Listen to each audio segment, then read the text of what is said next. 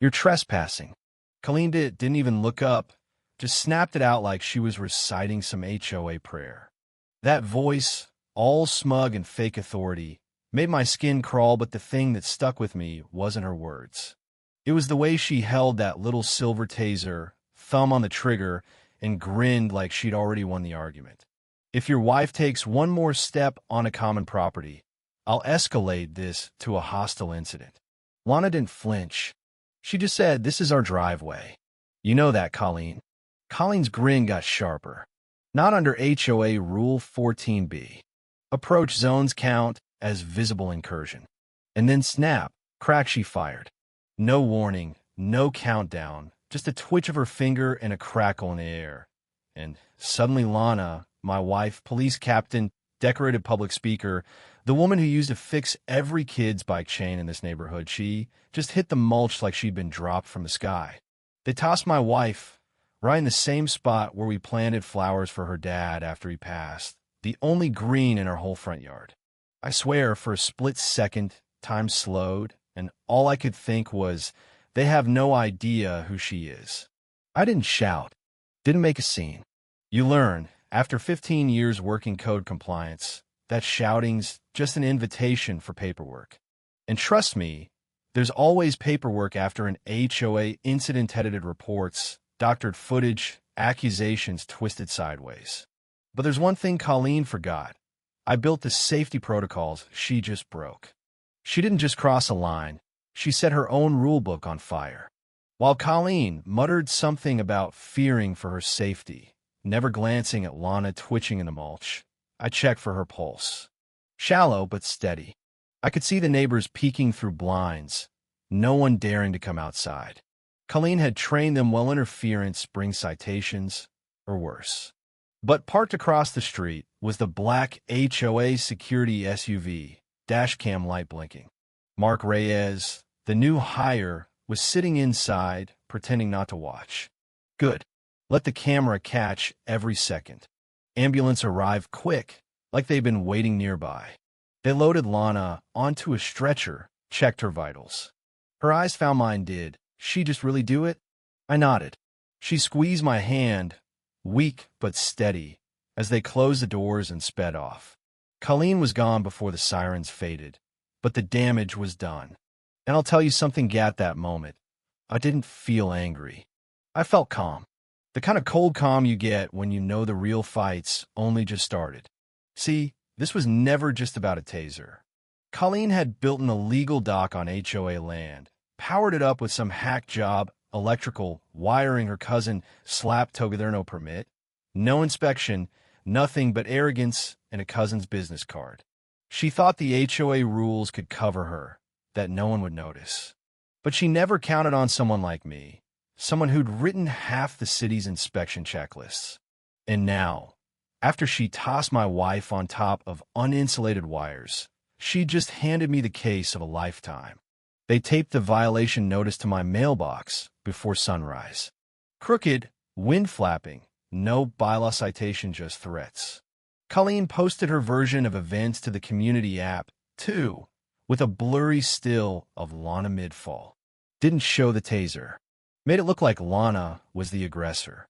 There's always another angle, another edit, but I backed up every post, screenshot everything, filed a silent complaint not about the taser, not yet, but about the power draw on her precious dock. Lana spent the night in the hospital. She didn't want to talk about trauma, just kept repeating, "I've been through worse. This doesn't define me." But when she looked at me with that oxygen mask, I saw it. This was personal, but it was also a pattern.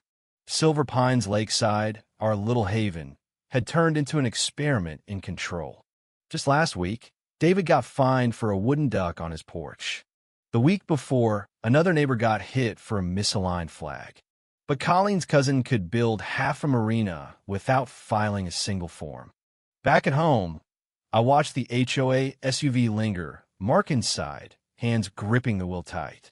I walked over, leaned in the window. "You saw what happened."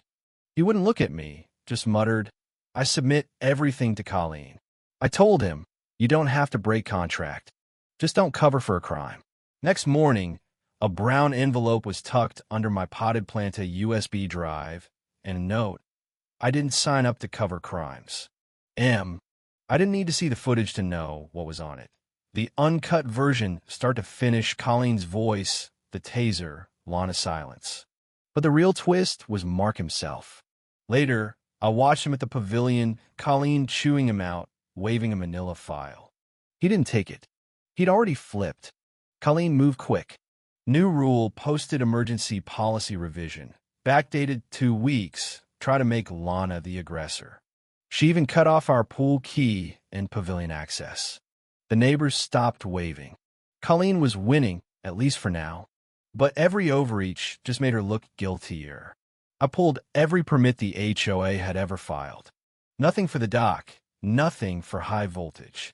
I flew my old drone over the lake, took pictures, exposed wiring, no weather seals, spliced power lines looping into city property.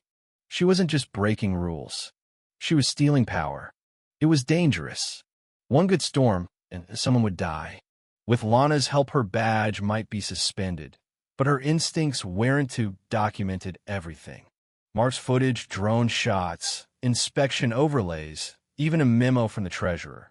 Colleen's pulling financials for a fake audit, trying to backdate everything. Classic move, but I'd seen it before. When the city finally got the complaint, it didn't take long. Inspector showed up in a windbreaker, didn't waste time with small talk. He whistled when he saw the wires. This is a code violation in every zip code on the map, he said, and called it in on the spot. Stop work order, penalties, the works. Colleen tried to spin it with an emergency meeting, stood out there at the pavilion, microphone in hand, binder full of nothing, ignoring the city's orange placard taped to the rail behind her.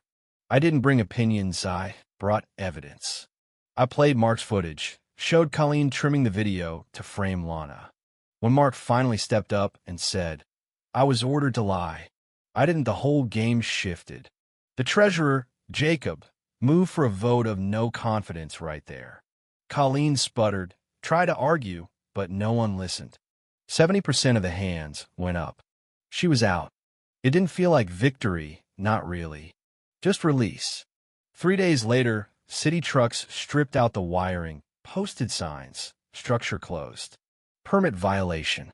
Even the neighbors who'd voted against Colleen didn't cheer, they just stood there, quiet, like the whole street was learning how to breathe again.